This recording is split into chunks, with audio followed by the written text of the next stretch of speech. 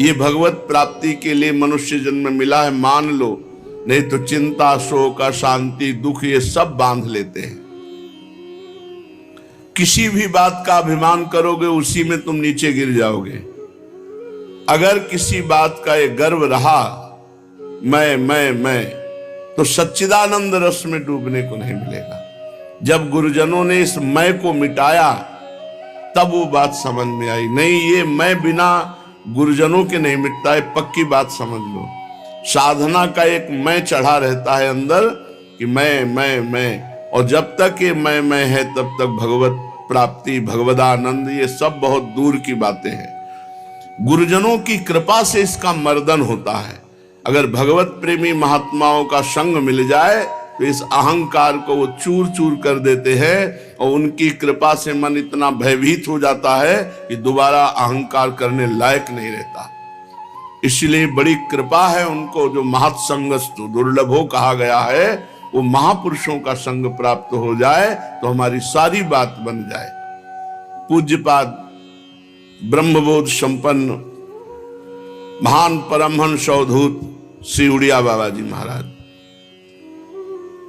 प्रश्न, बाबा बहुत दुखी हूं, बहुत परेशान रहता हूं, हर उपाय कर लिया लेकिन वही दुख, वही चिंता, वही विपत्ति, क्या करूं? भैया भगवान पर विश्वास करके भजन करो।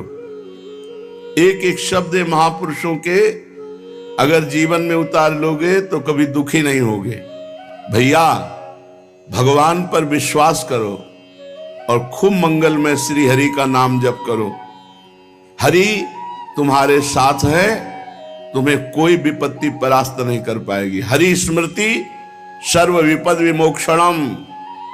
भगवान का स्मरण जो कर रहा है वो सब विपत्तियों से पार हो जाता है, यहां तक कि जन्म मरण से, स्मरण मात्र से। यस्य स्मरण मात्रेण जन्म संसार बंधनात् विमुच्यते नमस्तस्मै विष्णुवे प्रभु विष्णुवे। विष्णु शास्त्र नाम में जो भगवान का स्मरण करता है वो जन्म मरण चक्र से विमुक्त हो जाता है। छोटी मोटी दुख और विपत्तियों की तो बात ही क्या। भगवान की शरण में हो जाओ। दुखी होना, अविश्वास करना, संशय करना, ये सब पतन के मार्ग हैं। दुखी भी नहीं होना चाहिए। अगर भारी से भारी दुख है तो लड़ो, सहो, भगवान नाम जापक हो, उसको सह जाओ। दुखी नहीं होना। दुखी होने का मतलब है शरणागति पे अविश्वास। सारी परिस्थितियों के रचयिता ईश्वर हैं। ईश्वर ने तुम्हें पैदा किया है। जिन प्रभु ने तुम्हें बनाया, जिन प्रभु ने तुम्हें पैदा किया इस संसार में, वही तुम्हारे कर्मों को मिटा सकते हैं। दुख मिलता है पाप कर्म का फल, और लौकिक सुख मिलता है पुण्य। प्रायः पुण्य लोग करते नहीं, पाप कर्म अधिक, इसीलिए बिना चाहे दुख सबको भोगना पड़ता है। जिन प्रभु ने सूर्य की रचना की, चंद्रमा की रचना की और तुम्हारे शरीर की रचना की, यदि तुम उन्हीं प्रभु का भजन करोगे तो तुम्हें प्रभु बुद्धि योग प्रदान कर देंगे। और जिसको बुद्धि योग प्राप्त हो जाता है वो कभी दुखी नहीं होता। भारी से भारी विपत्ति में भी वो आनंदित रहता है। तेषाम सतत युक्तानाम भजताम प्रीतिपूर्वकम ददामि बुद्धि योगम तम येन मामुपयान्ति ते। जो प्रेम पूर्वक भगवान के नाम का जप करता रहता है, भगवान उसे बुद्धि योग प्रदान कर देते हैं। किंतु आवश्यकता सर्वतो भावेन, अपने आप को भगवान की शरणागति में पुष्ट करना है। मेरा तन, मेरा मन, मेरा प्राण, मेरा सर्वस्व श्री भगवान को समर्पित है, क्योंकि ये श्री भगवान का ही है। और खूब नाम जप। अपने आप को भगवान पर न्यौछावर करके देखो। अपनी सारी अहमता ममता को भगवान के चरणों में रख के देखो। तुम सदैव प्रसन्न रहोगे, सुखी रहोगे। बाबा भजन नहीं होता। बाबा ने बताया भजन ही सब दुखों का नाशक है। तो बाबा भजन नहीं होता। अरे भजन होता है, सिद्धों का भजन करना पड़ता है। भगवत चिंतन का अभ्यास डालो। देखो, एक समय भोजन पाओ और खूब डट के भजन करो। ये आते हैं, जैसा अभ्यास कर लो वैसा हो जाता है। ये मन बहुत बदमाश है, ये कहता है बर्बाद ना हो जाए, मतलब थैला भरते चले जाओ, बर्बाद ना। जीवन बर्बाद हो रहा है इसकी चिंता नहीं, समय बर्बाद हो रहा है इसकी चिंता नहीं, वहां पदार्थ बर्बाद नहीं होने चाहिए। अरे भाई, तो बर्बाद काहे को करो, पहले से एक रखवा ले, 2 रोटी, 1 गुलाब जामुन, थोड़ी सब्जी, बस हो गया। 24 घंटे में 400 ग्राम अन्न पाने से बहुत बढ़िया दिनचर्या चल जाएगी। गृहस्थ है तो थोड़ा 800 ग्राम कर ले। इसलिए बाबा से कहा भजन नहीं होता, तो बोले भजन होता तो सिद्धों का है, साधक को तो भजन करना पड़ता है, और भजन करने के लिए एक समय भोजन पाओ, पर एक समय ऐसा नहीं कि दबा दबा के एक समय तुम पालो, नहीं। अगर ऐसा स्वभाव है तो 2 समय पालो, थोड़ा थोड़ा पाओ। भोजन जहर भी है और अमृत भी है, थोड़ा पाओगे अमृत है, ज्यादा पाओगे भजन के लिए जहर है, नहीं भजन में मन लगेगा, आप देख लेना। और अपनी सेवा किसी से करवाओ मत। भजन पूरा होने के लिए नियम बता रहे हैं, भजन का अभ्यास करो, भोजन एक समय या 2 समय थोड़ा पाओ। भगवत मार्ग में चलने वाले को उचित आहार से नहीं जीवन चलता, भजन से जीवन चलता। भगवत मार्ग का आहार भजन है, रात दिन भजन।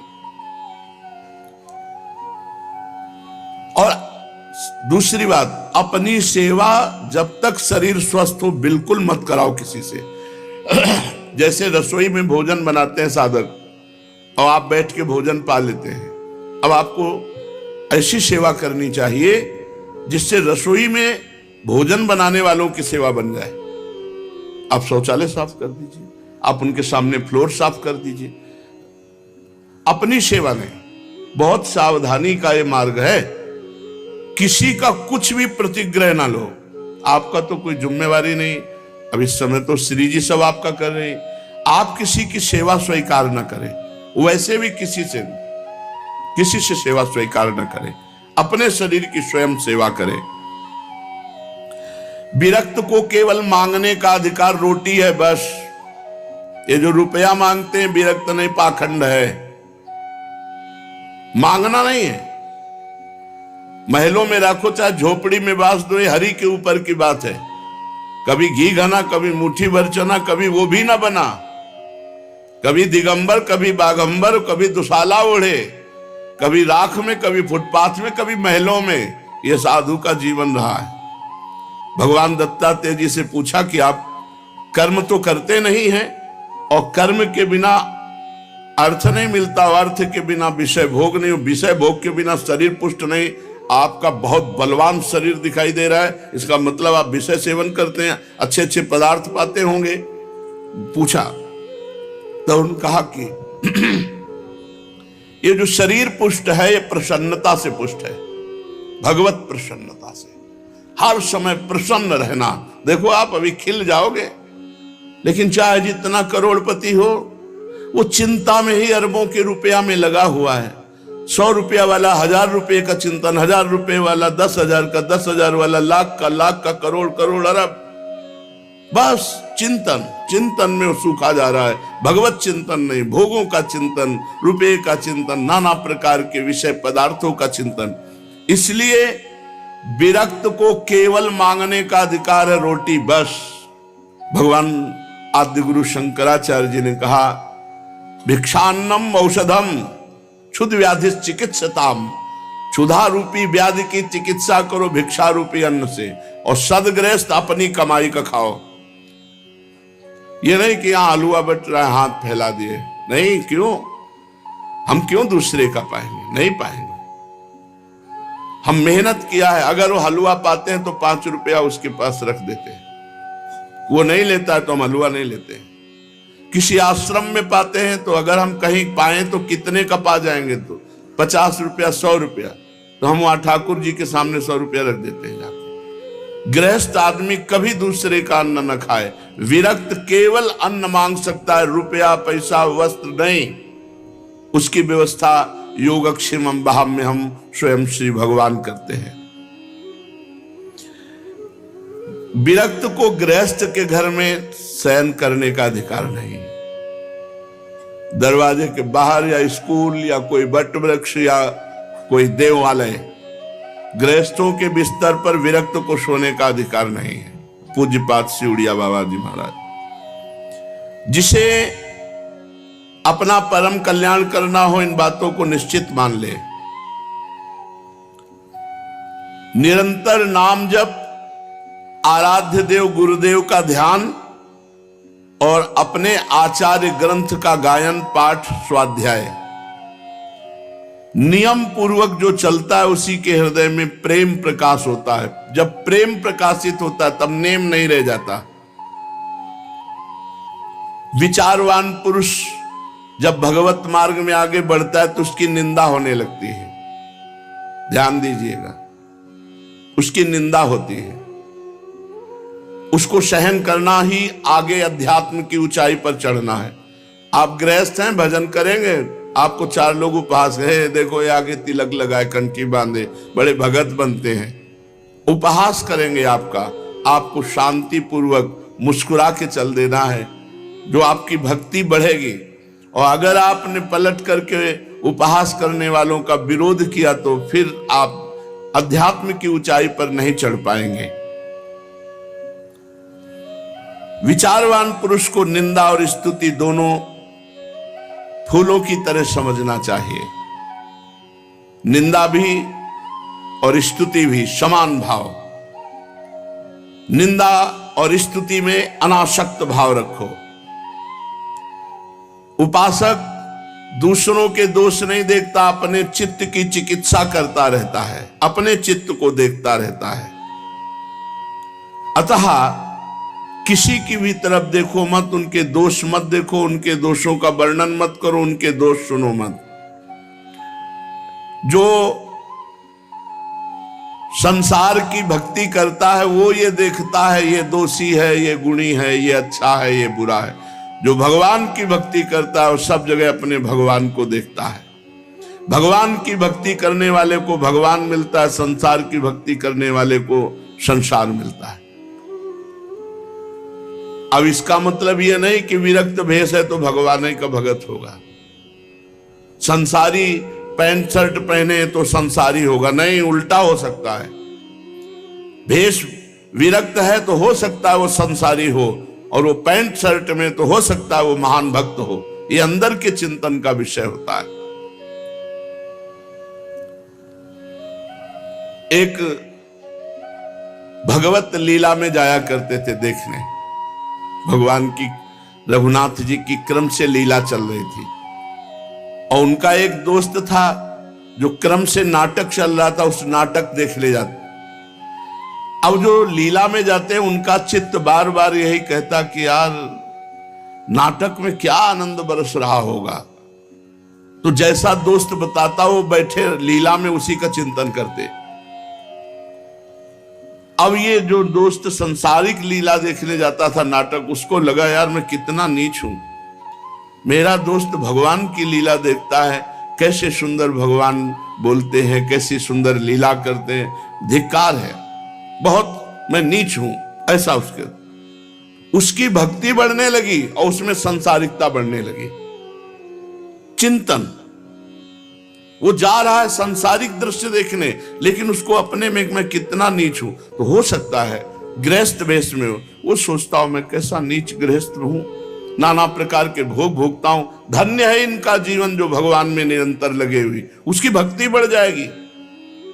और कितने सुखी हैं संसार के लोग, सब भोग भोग के, हमारे पास तो कोई सुख सुविधा नहीं। अब विरक्त होकर विषय चिंतन, भोग चिंतन, वो नीचे पतित हो जाएगा। इसलिए चित्त का मार्जन करना, चित्त को पवित्र करना है। अपने चित्त को देखो कि तुम्हारे चित्त में चिंतन क्या हो रहा है। जो चिंतन है वही साधना है, बाहर की क्रिया साधना नहीं है। बाहर हो रही आरती और चिंतन क्या हो रहा है। बाहर आप भगवान के समीप खड़े हो लेकिन चिंतन में कहां हो। बाहर आप फावड़ा चला रहे हो लेकिन आपका चिंतन भगवान का हो रहा है। आप महान भक्त हैं, बाहर आप सांसारिक कार्य कर रहे हो, लेकिन आपका चिंतन राधा राधा, और वो भगवान के समीप खड़ा संसार का चिंतन कर रहा है, खास बात नहीं है। जिसकी भगवान के नाम जप में आसक्ति हो जाती है, वो चाहे एकांत में हो चाहे समाज में हो, वो लाभ ले पाएगा। और जिसकी भगवान के चिंतन में आसक्ति नहीं, तो एकांत भी उसका बंधन कारक ही होगा, क्योंकि उसका मन एकांत पाकर शासन करने लगेगा। इसलिए जिनका मन अभी भगवदाकार नहीं हुआ, उनको रोज सत्संग सुनना चाहिए, साधु समागम में रहना चाहिए, नहीं तो मन बड़ा चंचल है। वो भोजन पाते समय, स्नान करते समय, बातचीत करते समय और शयन के समय ये विशेष चंचल हो जाता है। प्रारंभ में देखा कि जब स्नान करने लगे तो या तो कोई पाठ लगाओ, नहीं तो विस्मरण हो जाएगा शौच स्नान के समय। भोजन पा रहे हो तो कोई बड़ा पद लगाओ, जिससे भोजन पा रहे हो, अब शुरू कर दो, प्रथम यथामति प्रणवंसी वृंदावन रम्य, अंदर ही अंदर, और पूरी एकाग्रता रखो। देखो आपका भोजन भी भजन हो जाएगा। और शयन के समय पूरी साधना करके जब मध्याह्न में विश्राम या सायं शयन, एकांत में रात्रि में शयन, उस समय मन बड़ा चंचल होता है। उस समय संभाल लो। कोई आजकल तो मोबाइल चल गए, पहले तो थे नहीं।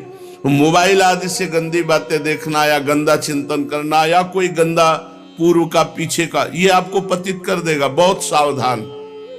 और बातचीत करते समय भजन छूटता है, लेकिन अभ्यास करो सामने नाम लिखने का। तो बातचीत हम कर रहे हैं, लेकिन वो एकाग्रता हमारी अंदर ही अंदर नाम में लगी हुई है। भगवान के नाम का जप और गुरु और संत सेवा, भगवंत सेवा, ये बहुत जल्दी अंतःकरण को पवित्र करते हैं। और प्रपंच की बातें करने वाला, अश्लील गंदी बातें करने वाला, ये बहुत जल्दी हृदय को अपवित्र कर देते हैं। ऐसे भजन से कोई लाभ नहीं मिलेगा जो अश्लील संभाषण स्वयं बोलता है, अश्लील बातें सुनता है, प्रपंची लोगों के बीच में बैठता है। सांसारिक लोगों के बीच में बैठने वाला कभी भजनानंदी नहीं हो सकता। हाँ, जो भजन में परिपक्व हो चुका है, सिद्ध हो चुका है, तो श्रीमद राधा सुधा निधि, वो चाहे बहिर्मुख पुरुषों के बीच में बैठे, वो चाहे विषयों को ग्रहण करे या त्यागे, वहां कोई फर्क नहीं पड़ता, क्योंकि भगवदाकार वृत्ति रहती है। कर्माणि श्रुति बोधितानि नितराम कुर्वन्तु कुर्वन्तु मा गूढ़ाश्चर्य रसास्त्रगादि विषयान गृह्णन्तु मुञ्चन्तु वा कैर्वा भाव रहस्य पारगमति श्री राधिका प्रेयसा किंचित ज्ञैरनुयुज्यताम वैरो भ्राम्यत भिरान्यपि। जो बहिर्मुख पुरुष है उनके भी संग से उसको कोई फर्क नहीं पड़ता। जो रहीम उत्तम प्रकृति का कर सकत कुसंग, चंदन विष व्यापत नहीं लपटे रहत भुजंग। लेकिन ये सिद्ध पुरुष की स्थिति, साधक को बहुत बचना चाहिए। प्रपंची लोगों से, संसारिक लोगों से अगर संभाषण करोगे, उनके बीच में बैठोगे, तो मनोवृत्ति में भोगाकर्षण पैदा हो जाएगा। साधना का फल है देहाभिमान गलित हो जाना। जिसका देहाभिमान गलित हुआ वही साधना परिपक्व कर पाया। जब आराध्य देव के साथ संबंध दृढ़ हो जाता है तो सारे संबंध शिथिल हो जाते हैं। जननी जनक बंधु सुत दारा तन धन धाम सुरद परिवारा, इन सब से अपनापन खत्म हो जाता है। कहीं भी राग द्वेष नहीं होता। जिसके हृदय में राग द्वेष है और ये कहता है मुझे भगवान के दर्शन हो गए, पक्का झूठा मिथ्यावादी है। ब्रह्मबोध संपन्न महापुरुष बोल रहे हैं। किसी महापुरुष से पूछा कि आपको भगवान की प्राप्ति हो गई, भगवान का साक्षात्कार किया? तो एक दोहा वर सुनाया, जब मैं था तब हरि नहीं, अब हरि हैं मैं नाहीं। प्रेम गली अति साकरी तामे दोनों समाए। जाओ समझो जाके, इसकी व्याख्या नहीं समझो जाके। लाली मेरे लाल की जित देखूं तित लाल, जित देखूं तित लाल। और लाली देखन मैं चली तो मैं भी हो गई लाल। यह है भगवदाकार वृत्ति। समझना है समझो।